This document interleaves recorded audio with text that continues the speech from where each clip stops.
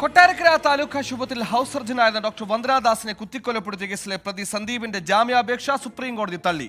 പ്രതി ചെയ്ത കുറ്റകൃത്യം ഞെട്ടിപ്പിക്കുന്നതും ഗൗരവമുള്ളതെന്നും സുപ്രീം കോടതി. വിചാരണ വേഗത്തിലാക്കണമെന്ന പ്രതിയുടെ ആവശ്യവും കോടതി അംഗീകരിച്ചില്ല. സുപ്രീം കോടതി വിധിയിൽ ആശ്വാസമുണ്ടെന്ന് വന്ദനയുടെ പിതാവ് മോഹൻദാസ് 24-നോട് പറഞ്ഞു.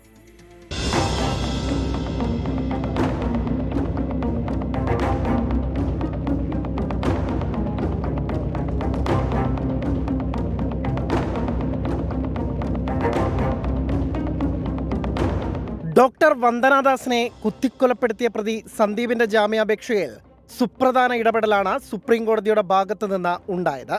ജാമ്യാപേക്ഷ പരിഗണിച്ച കോടതി ചെയ്ത കുറ്റത്തിന്റെ വ്യാപ്തി അറിയാമോ എന്ന് പ്രതിയോട് ചോദിച്ചു.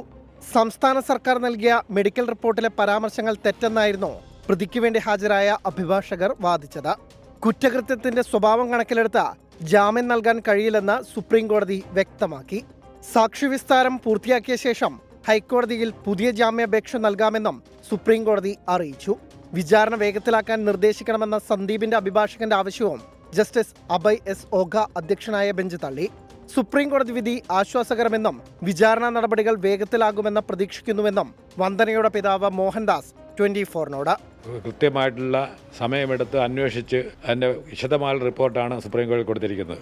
അതിൻ്റെ അടിസ്ഥാനത്തിലാണ് ബഹുമാനപ്പെട്ട സുപ്രീം കോടതി ഈ പ്രതിയുടെ അപ്പീലും ജാമ്യാപേക്ഷയും എല്ലാം തള്ളിക്കളഞ്ഞിട്ടുള്ളത്. ഈ കേസ് സുഗമമായി നടന്ന് മുൻപോട്ട് പോകുന്നതിനും തെളിവെടുപ്പ് നടത്തുന്നതിനും ഇതൊരു ആശ്വാസകരമായിട്ട് ഞങ്ങൾ വിലയിരുത്താം. കഴിഞ്ഞ സെപ്റ്റംബർ മാസം ആദ്യം പ്രതി സമർപ്പിച്ച വിടുതൽ ഹർജിയും സുപ്രീം കോടതി തള്ളിയിരുന്നു.